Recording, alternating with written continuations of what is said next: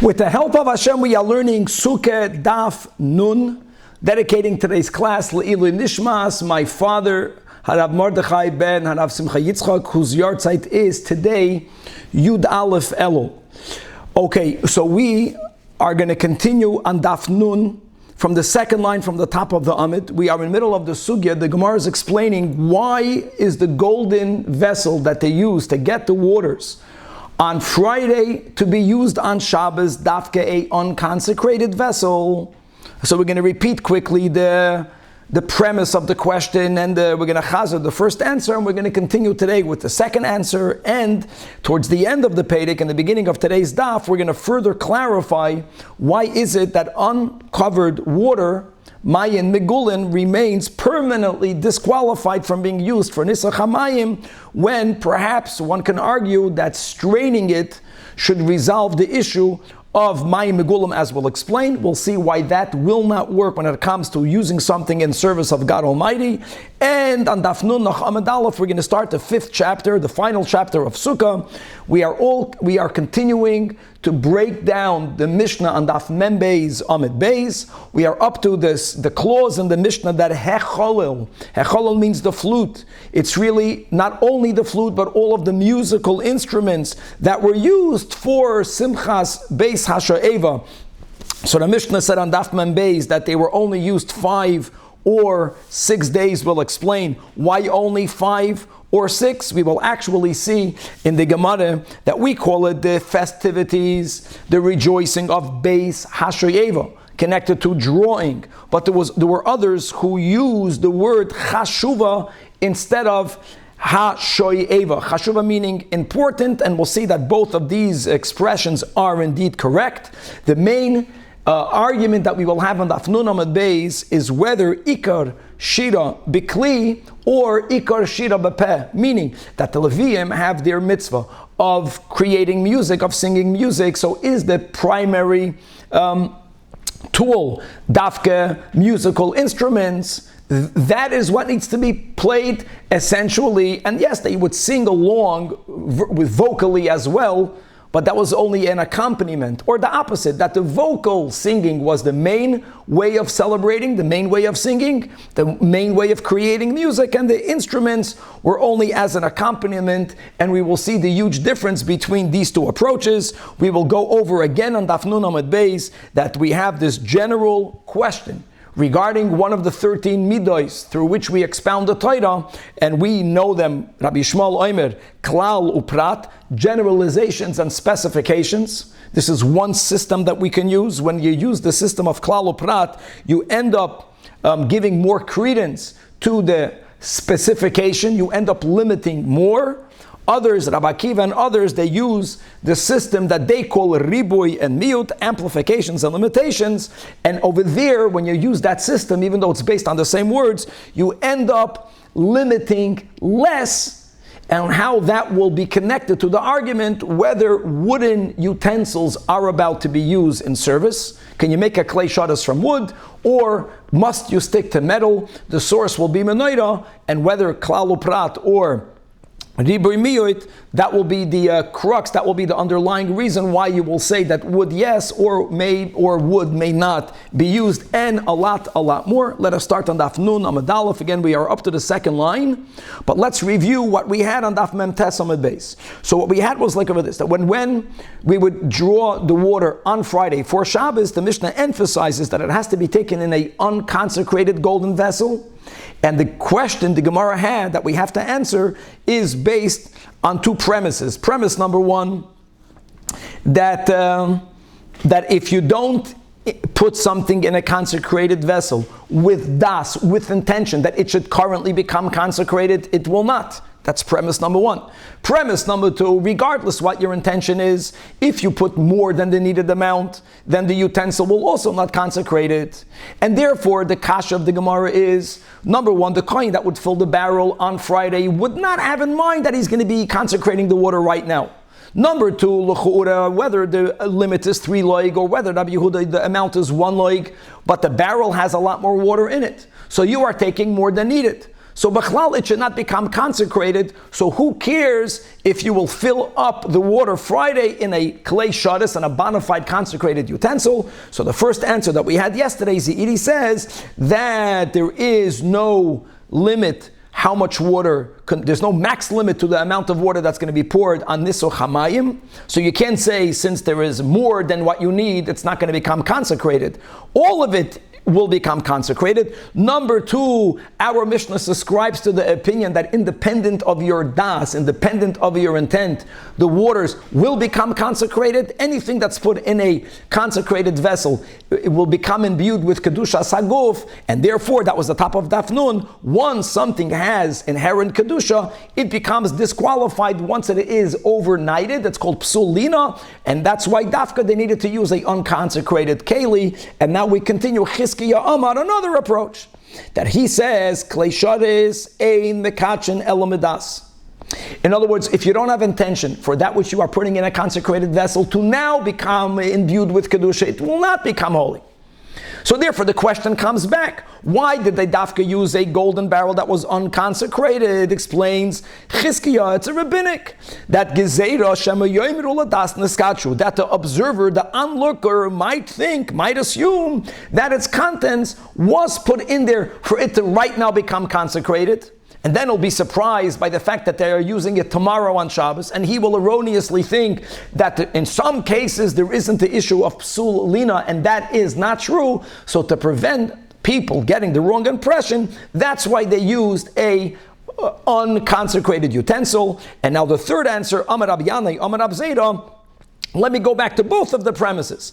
Afilu tema, I can even tell you that yeshir lamayim, that there is a maximum limit to the amount of water that needs to be used. So when the Chachamim say 3 loig, when Rabbi Yehuda says 1 loig, it's dafka, not less nor more. And therefore, even if there would have been da'as for the water to become consecrated, it would be ineffective because the barrel has in it a lot more than 3 loig and certainly a lot more than 1 loig. And number 2, ukli sharis ein mekachin elamadas. I'll go on and I'll accept the premise of the question, both of the premises. However, what's the gezeda now? But it's not enough to say that Shema Yomru Landas Neskachu because Yeshir Lamayim. Elama v'gezeda Shema Yomru Kiddush Adayim Raglayim Milon. Oh, as we learned in Yuma, guys, remember when we were learning the Sugya that the Kohen Gadol, whether he would wash his hands dressed or not dressed, Machlekes Chachamim and Abmeir, and people asked if he's washing his hands from the kiyur, washing his hands undressed, how does he get to the kiyur? And what we concluded finally is that no, that they would bring water to the Kohen Gadol in a golden pitcher. Those waters that a Kohen Gadol used, by the way, not only on Yom Kippur, whenever the Kohen Gadol would wash his hands, the Kohen Gadol did not need to go to the kiyur because he's the Kohen Gadol. Waters were brought to him in a golden pitcher. Now those waters have no max limit. An observer might think that the waters that were being taken was not taken for the Niso Hamayim ceremony, but they would think Shema Yomru that it's being taken for the Kohen Gadol. And here again, and they will now know that the water was not used on the day it was drawn. The water was used the following day, and for them not to get the wrong impression that we're not concerned with Lina, which we always are, they dafka took the water on Friday with an unconsecrated barrel. Weiter. Then the Mishnah said that if the water got poured out, if it got spilled out, or if it remained uncovered. So then the Mishnah says, well then, b'diavad, you can take water from the kiyur. Now the problem is, hold on, why do we have an issue even if this water remained uncovered? If it's ideal to take the water from the shiluach, which we did, don't we have an opinion that says that since the problem of uncovered water is that perhaps a venomous creature went in there, and while it was drinking water, it deposited some venom, so there's a danger in consuming it, but there are those who opine that there is a solution to strain it, because the type of venom that comes from a snake is something that generally floats on the top. It remains to begin with separated, and it's very easy to strain it out. Simply pour the water through a strain.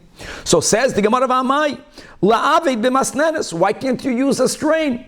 And then it would be better because you have the water from the shiluach. And l'chora, does this not prove that our Mishnah does not follow the shita of Rav Nechemia, the Tanya, regarding a misanenes? The misanenes is a keli, it's a strainer, right, that has a upper receptacle, then there is a strainer, and then there is the bottom receptacle. And it was used to put wine. The wine would be poured into the top. It would go through the strainer. It was primarily used because many wines were made with a certain type of aromatic spice whose flavors went into the wine by putting the wine on top of the strainer, putting the spices on top of the strainer. You would pour the wine in, and therefore the taste of the spices would go into the wine, but the spices obviously would remain above. So we learned that yesh by mishum gilui. So the Brisa says that just like you have a problem with uncovered wine, same thing as with water, doesn't matter that you have the wine in this strainer utensil. However, and that says that Rav Nechemia, not so quick. The problem will only be if you took the strain off the bottom receptacle. Then, of course, all of the rules of not being allowed to consume uncovered wine will apply here as well. However, but if the strainer is standing the way this keli normally is, and that is that the bottom receptacle has above it that strain, even if the top of the utensil is uncovered, which means a snake might have come in there and deposited venom in the wine that is above the strain, one is allowed to drink the wine that is underneath the strain. Why? Because the venom of a snake is spongy-like. In other words, it stays above. It floats on the surface, and therefore it's very easy for all of it to remain above the strain. We're not concerned that a little bit will go through the strain. So why don't we strain it? So is that's a proof, because we don't follow Rav Nechemia. Counters the Gemara, that's not correct. I can tell you that our Mishnah even subscribes afilu teimah Rav Nechemia. When does Rav Nechemia hold that straining wine and therefore water that remains uncovered is a tikkun, is a proper rectification? That's only if the consumer is a hedyot. If we are commoner, but if it's going to be used in the service of God Almighty, mi amar, did he ever say that will be okay? Absolutely not. Why not? Because you think Felice Rav Nechemia, you think Rav Nechemia does not take into account the pasuk that we use so much in Kachin, in where we have this expression, hakriveyu na lefechasecha, present this to your governor. If a person is gifting something to God, first and foremost, it has to be something that same person would dare present to a governor. If a person gives something to a governor that's unbefitting a gift, you think he'll be pleased with you? Imagine a person is going to give a governor wine that we know that a snake deposited venom, but don't worry, I took it out, I strained it. He won't be pleased. Will he show you favor? And if it's not fit to be given as a gift to a governor, to give it to God Almighty. And therefore, even though halachically, because of mayim megulim, there isn't a problem for people to drink it, according to Rav Nechemia, if you strain it, but when it comes to God, there's a higher standard. It may not be used, and therefore the only solution is getting water from the kiyar. And with this we say, Hadran Allah Lulav Arava, we will come back to you, the fourth chapter. And now we will begin the fifth and the final Perek of Sukah. Now, all of these series of Mishnayos began with Lulav and Arava on Daf Mem Beis Amud Beis, when the Mishnah put together all of the various mitzvahs that are connected to Chag HaSukkos, and the Mishnah told us how many days are they going to be practiced. And now we are up to the playing of the flute, Hechalul. Truth be told, that the musical instrument that was played during the Simchas Beis HaShe'eva in the weekdays wasn't only a flute. There were many musical instruments, but obviously the flute is considered the main musical instrument. In other words, it's ke'ilu, all of the other instruments are playing along with the flute. Some Rishonim opine that the music began with the flute. It began a solo flute. It ended solo flute. And only then did all of the other instruments come in, just explaining why we use hechalil, but it's not just about the chalil. Now, what's important to know is, I think Tzvika just mentioned this a couple of days ago. Let's remember there's a general rule that ain't shvuz b'mikdash. Playing a musical instrument on Shabbos and on Yom Tov is not prohibited by biblical law. It is prohibited midrabanan, because if it will break, perhaps someone will go ahead and fix it. That's the issue. That's the issue with playing a musical instrument. The Mishnah said on Daf Mem Beis Amud Beis, and now we are reviewing every clause, that hechalul, the music that was played during Simchas Beis HaShe'eva, was only chamisha or veshisha, was only played for 5 or 6 days. In other words, if the first day of Sukah fell out on Shabbos, so Shabbos and Yom Tov overlap, the subsequent 6 days are all days of Chol HaMoed, what we will call, then they played the flute for all 6 days. If the first day of Sukkot was not on Shabbos, so you have both a Shabbos day and a Yom Tov day during the week of Sukkot, the flute, the music may not be played, not on Shabbos and not on Yom Tov. That's why it's 5 or 6. Clarifies the Mishnah that what musical accompaniment are we referring to? Only from Beis HaShoyeva. Only the music that's played in connection to the celebration of the drawing, as we'll focus in a moment on Amud Beis. That is where we say She'einu Doicha, not Shabbos and not Yom Tov. However, what the Mishnah is implying is that there was other times that we played music in the Beis HaMikdash, and that is every time, right, the communal karbanos were brought, and not only that, during the days that Hallel was recited, you know what happened then? Not only did we play music, but the flute, which was the unique musical instrument that was used during every time Hallel was recited. In other words, what the Mishnah is really trying to tell you, that the musical accompaniment to a sacrifice was that important that it overrides Shabbos and Yom Tov. And override Shabbos and Yom Tov. And why would it override Shabbos and Yom Tov? Well, first of all, the korban itself, the shechita itself, is normally one of the lamates malachas. So any type of korban that overrides Shabbos or Yom Tov, the musical accompaniment is considered essential, and therefore it avada will override Shabbos and Yom Tov because it's only asan midrabanan. Masha'en came the music that's played by Simchas Beis HaSho'eva. Look inside the last line in the last Tosfos in the Amid. That we played music, but that music is referred to as Simcha Yisera, which is beautiful. We're adding to the Simcha. Simcha Yisera doesn't justify even the rule of Ein Shvus B'Mikdash. Now, normally Ein Shvus B'Mikdash. Right, and again, the whole ending of Eruvin is the exceptions that sometimes we do apply rabbinic rules in the Beis HaMikdash, starting with if this is not essential to the avodah. So therefore, we make a Gezerah D'Rabbanan. Many Achronim add more details to it. They would say that if there would only be one musical instrument, maybe even just for Simcha Yisera, we would also say Ein Shvus B'Mikdash. But since there were so many musical instruments that were played, and it's inevitable that some of them will break, so, there's a level of a fear, there's a level of a chashash. Like, what percent is there that it will break? And on top of that, what percent is there that you're going to fix it? And fixing it is also midoraisa. Here, it's so certain that they will break, and because of the amount of joy, the chances of someone erroneously, inadvertently fixing it is very high. All of that together, that it's only Simcha Yisera, is why it is not Doicha, not Shabbos and Yom Tov. And Chevra, let us start this fantastic sugya on Daf Nun Amud Beis. So the Mishnah called the celebration the Beis HaShoyeva, right? The gathering of the drawing. So Itmar, it was stated, Machloikes, Rav Yehuda, the Amoira, and Rav Eina. One of them's girsa in our Mishnah was Chatanei Shoyeva, drawing. Why do we call it drawing? So, because you're drawing the water from the shiluach. Well, yes and no. Look inside the top Tosfos.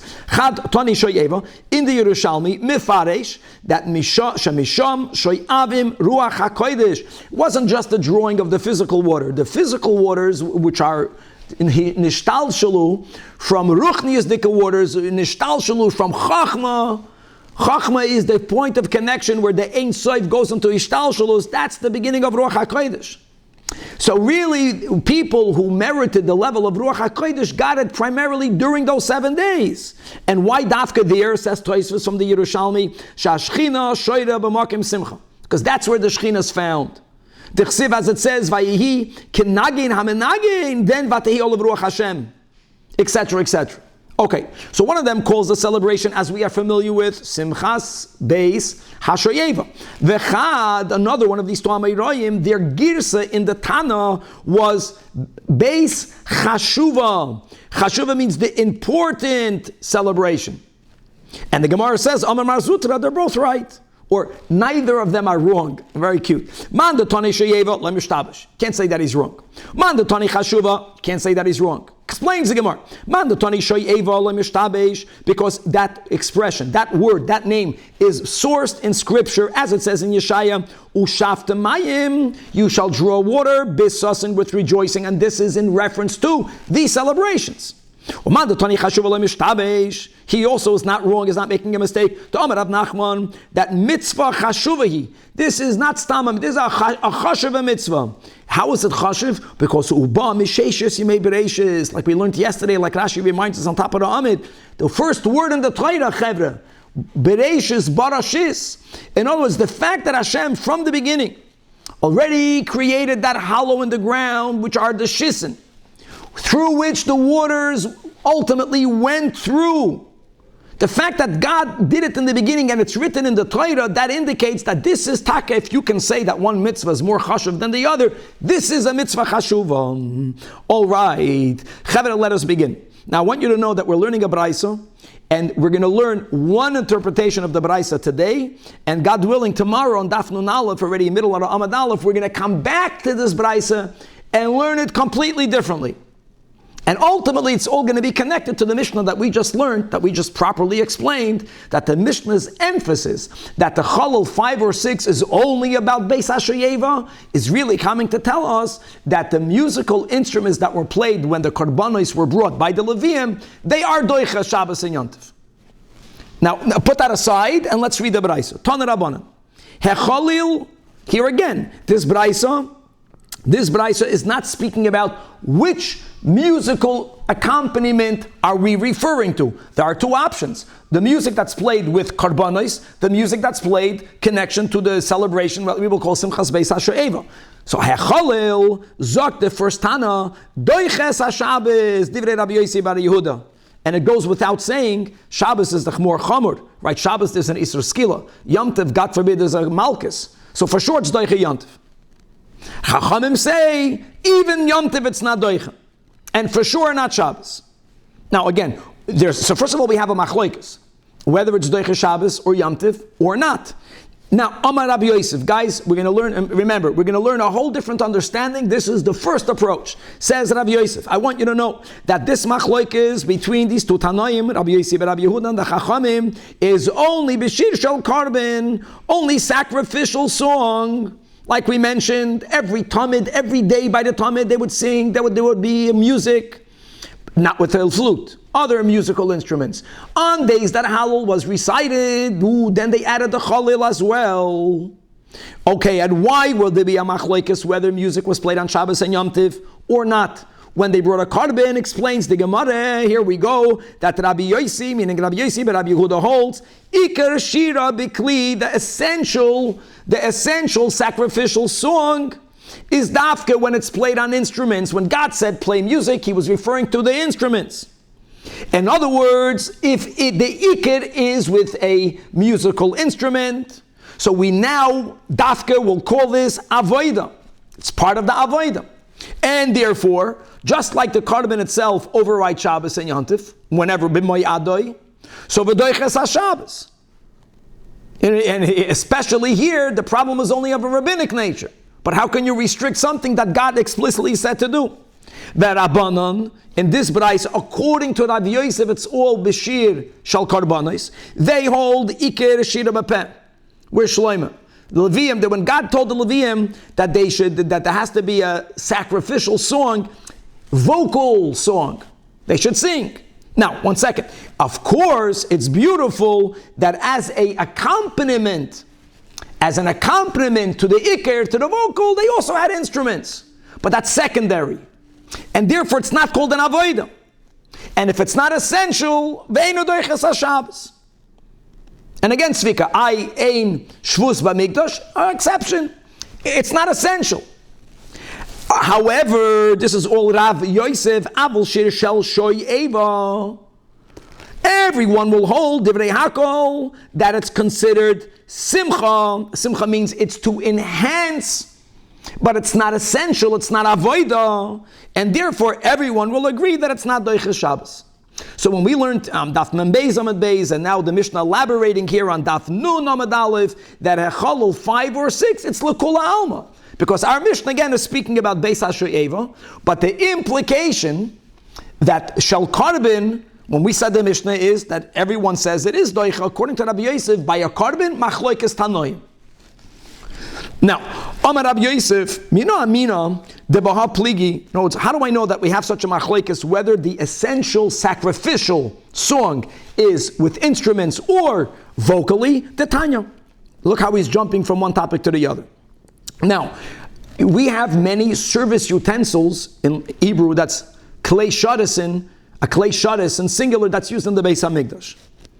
What may they be made out of? Of course, and when the community had the finances, they would make them out of gold, silver and copper. Can you make them out of other metals? Can you make them out of wood?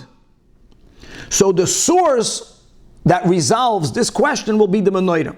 B'chlal in the Beis HaMikdash, there were no wooden utensils. And don't jump and tell me, no, the Aron Kodesh had wood in the middle, and the Shulchan had wood in it. Being that it was all at least coated with gold or covered with gold, gold is a metal, they were halachically viewed as metal utensils. But can you make other wooden utensils in the Beis HaMikdash? So the machlokes tanoi, the Tanya. Klei shadis, if you made any klei shadis out of wood, Rebbe says puzzle. Because as we will see, he will use menorah as the source, and he'll learn it in a way that only metal. And by the way, I know the menorah, the Torah says it should be made out of gold, but we know historically that when the community was impoverished, they made it even out of tin, as we'll learn together. They made it always out of metal. And then the wealthier they got, the more expensive of a metal they used for making a better menorah. However, Rabbi Yossi ben Rabbi Yehuda says that a klei shadis may even be made out of wood. And my love, what's the machlokes makam efligi? This is all Rabbi Yosef. Now, there's a historical fact that Moshe Rabbeinu made a avuva or a abuva or a chalul, same exact thing. He made it out of a reed.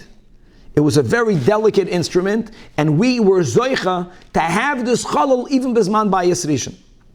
And they called it the abuva of Moshe. Now, reed is a wood. So you're telling me that we don't have any other source that they use the wooden utensil. Why not use the fact that we had a musical instrument that Moshe Rabbeinu made, that was made out of wood, is araya that a wooden instrument is called a kosher kli shadis. The only reason why that's not a good source is that if ikir shira bepeh, then you can't classify the musical instruments as klei shadis.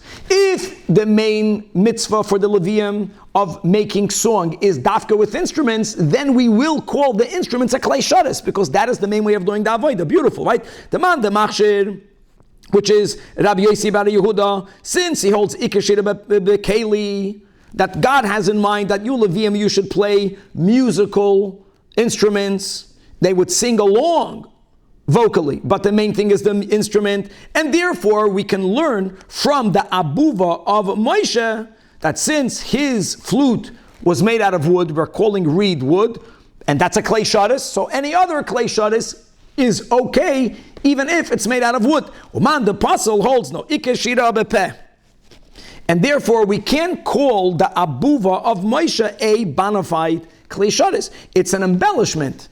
It's an accompaniment, but something that is only here to embellish can never be classified as a klei shadis. So you don't have any other source that we know of that they used wood for a klei shadis, so you can't. If you don't have a source, you can't. Says the Gemara, lav dafke eloi. I will argue, when you look at this machlokes, that everyone here will subscribe that ikar shira bekeli.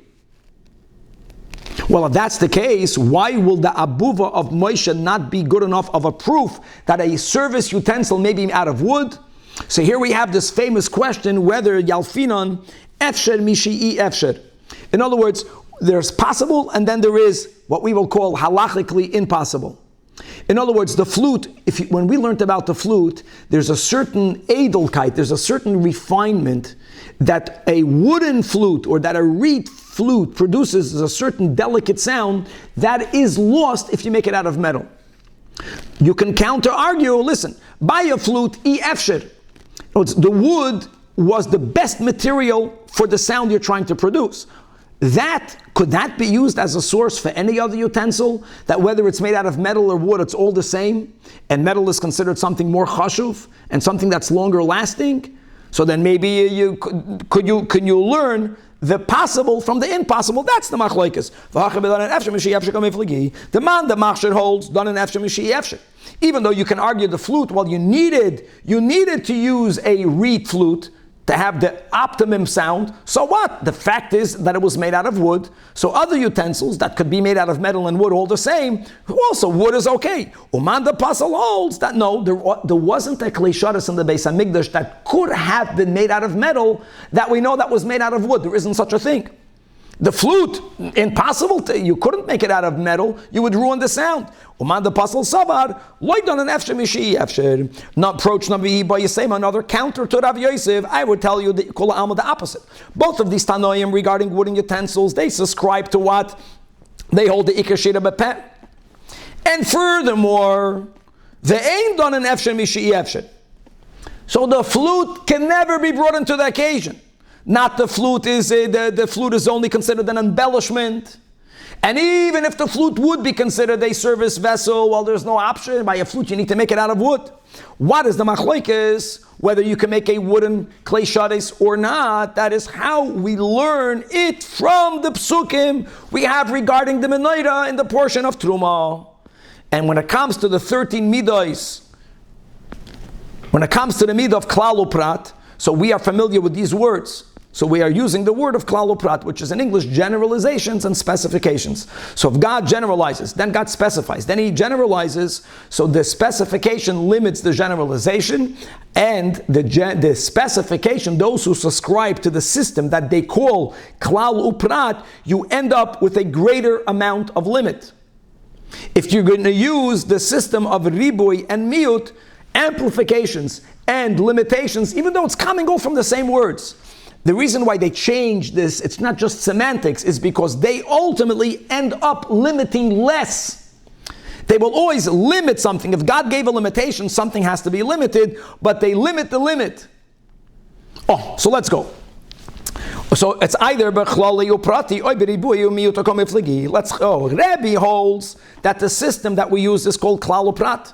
We are familiar as Rabbi Shmuel being the one who says it. And Rabbi Yosef and Rabbi Yehuda holds that the system that we use, we will call riboy and miut. We refer to Rabbi Akiva being the one who used riboy and miut. And now the Gemara explains. Let's go. So Rabbi Darish Klal Uprat. So where do we find these? Where is the generalization? Where is the specification? In the parsha of making the menorah. When it says v'asisa menoiras. Make a menorah, a very general statement. Let's use the word klal. In other words, any material suffices. But then when it says zohav toir, pure gold, prat. But then when the Torah continues, miksha, hammer out. Tase again, we're focusing on the tase, right? Hamanoida, shall you make the menorah? That's a very general statement. That's another generalization. So v'chazar v'klal. So what do you have altogether? Klal uprato klal. And how do we use this midah? By saying that I atodon eleke ein aprat. The specification will end up limiting more. How will it limit more? That it doesn't have to be gold. Because the Torah did also generalize. It's more than just gold, but anything else has to be more similar to the gold. Meaning, ma'aprat mefurash, the explicit specification. Gold is a metal. So say that you can add afkol shal mateches. And no other klei shadas. We're not only talking about the menorah, we're using the menorah as the source for all the other kelim. If it's not made out of any metal, it's not kosher to begin with. Rabbi Yosef and Rabbi Yehuda has the same verses, but his system is called riboy and miut. Same thing. Vasisa b'noiras. Make as a general statement. Ribo, that's an amplification. Anything that you use is fine. When the Torah says zohav Torah limits, mi'et. Then it says miksha, hammered out. Right, 3 lines from the bottom. Tasa hamanoida v'chasir v'riba. So what do we have? We have riba, umi'et v'riba. Riba, hakoil. My Rabbi, what does all hakoil means? Rabbi Kol Mili, any material, not only metal, even wood. The last line, there is a limitation. So why do we limit? The minimum that we have to limit, that which logically makes the most sense, never to be used in service to God. And what will that be? Ma'miyat shel cheres, any earthenware is completely unsuited to be used for royalty. It's considered even less chashuv than wood. Okay, Amar Rav Papa, let's go weiter, Daf Nun Aleph on the top, that I want you to know that this question, going back to Rav Yosef, even though he could not succeed, he was not successful in linking it to the argument of whether a clay shadas can be made out of wood or not. But he does tell you that there is an argument whether the main ikar shira, when God tells the Levium, zing, is it vocally, bepeh? Yes, they played instruments. That was the embellishment. Or punkt fakert, the instruments was the essential way of fulfilling the mitzvah, and the vocal singing was the embellishment. That is ketanoi. That's a machlokes tanoim. And we're going to go with the girsa here of the Tanan, because we're learning a Mishnah in Erechin. That Mishnah is speaking about who exactly was playing the music, who was part of the singing of the music. So it says that Avdei Kohanim Hoyu Oy Gewalt. What were they doing? Says Rashi, second line, that they were the ones that were holding the musical instruments during the time that the Levium would be singing music with these sacrifices. So Avadim, they were from the Kohanim, but slaves, Canaanite slaves, they were there holding on to the instruments. So says Rav Meir. Rabbi Yossi says, no, it wasn't Avadim. It wasn't Levium, but it was Yidden, Yisraelim, that had an impeccable genealogical lineage. Mishpachas, these were the families, either known as the family of Pigarim. Another family was the base Tzip Raya, and they came Dafke, not the extended family, but not for the ones from New York, the ones that lived Umei Amum, the ones that lived in that town. Those families, Shahoyu Masim Lekahuna, they had such good yichus that all of the women there, even have widows there, and their daughters, like Rashi says, we knew already that because of their impeccable yichus, they can marry into kahuna. But again, it was Yisraelim. Rabbi Hanina ben Antigna says, no, even the musical instruments were held by the Levium. And the Gemara is suggesting this is all to back up Rav Yosef, that there is a machlokes tanoim, iker shira bepeh or iker shira bekli, my love v'hachem iflige. The man the Amar Avodim hoyu, obviously Avodim, the mitzvah of singing is for the Levium. Is araya? Yeah, the Levium iker shira is bepeh. So the Levium, they are the vocalists. Yeah, you embellished it with musical instruments. You can even have Avodim. Omando Amar Levium. Why Levium? Because that opinion holds Iker Shira Bekeli. And the mitzvah of singing for sure is by the Levium, so it had to be that they were the ones holding on to the musical instruments. And the Gemara right away says, how can you even think that? You forgot, there are three opinions, not two opinions. We're not saying Levium or Avadim. No, we are saying Levium, Avadim, or Yisraelim Miyuchasim. Why would you need Yisrael Miyuchas? If it's all about Iker Shira Bepeh or Bekli, Mimanav Shach. Either you dafka need a Levi, or it can be anyone. V'tizbira, Rabbi Yossi, the second opinion, right, the families of Beis HaPgadim, the families of Tzipraya, Micah Sovet, how would he fit into this equation? Ika Sovet, Iker Shira Bepeh. Well then, Afilo Avadim Nami. No, that's it. I mean, the Levium have to do the avodah, but this is not called avodah. This is just an embellishment. If he would subscribe that Iker Shira Bekili, then only Levium would be good. I don't care how miyuchas a Yisraeli is, it will not be okay. Yisraelim loy. And therefore, no. That argument in Erchen has nothing to do with our topic. Ella, the Kula Alma Iker Shira Bepeh. The musical instruments could have been accompanied by anyone. Could have been accompanied by anyone, but there's a secondary issue. Ubahar komifligi, the mar sovar hachi avamaisa, umar sovar hachi avamaisa. In other words, it could be accompanied by anyone, but who are the best musical players? So each one is recording the way things were. The Gemara is not happy with that, because if it's just about the record of what happened, then lamay nafkamina, for us to put, for Rabbeinu HaKadosh to put this into a Mishnah, there is a big nafkamina. And the nafkamina is lamaylin miduchen leyuchsen and or ulamaiser komifligi. In other words, if a person was employed in the Beis HaMikdash to play the musical instruments, and we observe that, could we say, aha, that Yid was allowed to play musical instruments in the Beis HaMikdash is arayeh that he was already vetoed, he was looked into, and he's either at least a meyuchas, he has good yichus, which means kohanim can marry into him and his family, or does it mean, aha, he is a Levi, and therefore you can give to him ma'aser rishon? In other words, we have a rule. Remember that the Sanhedrin was sitting and judging whether someone is fit to serve in the Beis HaMikdash. And once they pasken that he can serve in the Beis HaMikdash, he would put on the white garments and he would do the avodah. And once a kohen did avodah in the Beis HaMikdash, ein boitkin min hamizbeach ulamayla. Remember that rule? In other words, there were certain positions that were only given to people based on certain premises.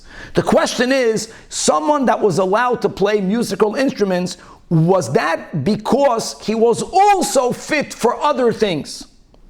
And that is the argument. Let's read it inside. That leman do amar, that they were avodim. Yeah, it was Maisa Shahoya. They were for sure amazing players. But the point of recording that they were avadim was to tell you, Rav Meir is telling you as an important note, that ein mailan miduchen, even if someone was given the platform, that is where they would play the instruments, you don't take that as a sign that this person is a meyuches. You certainly don't take it as a sign that this person is a Levi. You know why? Because they were avadim. Remember, they were avadim. All it means is that they know how to play music. It means nothing else. Man the Amar, the second sheet of Rabbi Yossi, that they were Yisraelim, not Stam Yisraelim, but Dafki Yisraelim, that were Meyuchasim. You know where he holds? He holds that even though theoretically anyone can play the music.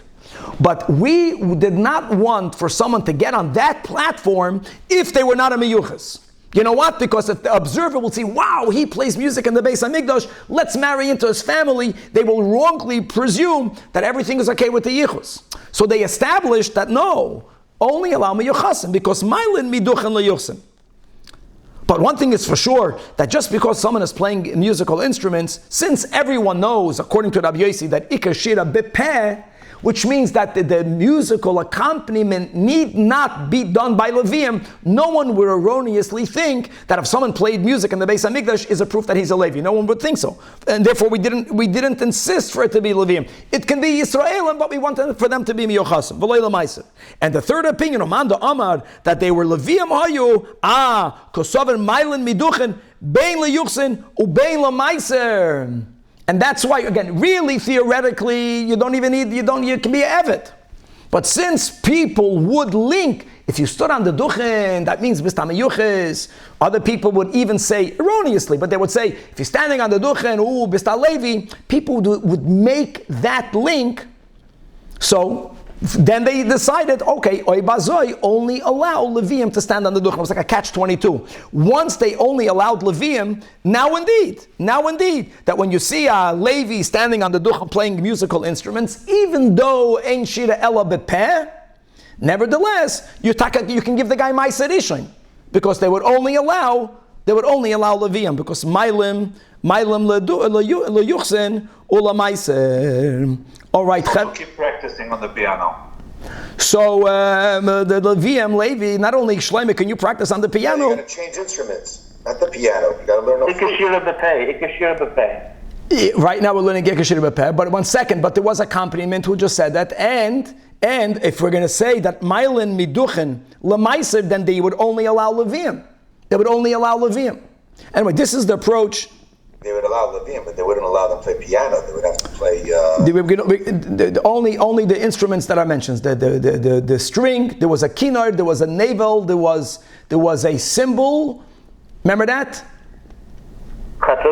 So like this. Who mentioned? Who speak? I can't see who's speaking. That's Yaakov. So it's very interesting regarding the trumpets. We'll learn about this, I think, soon from the last time. That if I'm not mistaken, the trumpets are not considered part of the musical instruments. They're not part of it. I think they were actually blown prior to. And even if they were blown together, they're not going to be counted amongst the many musical instruments, as we will, God willing, continue.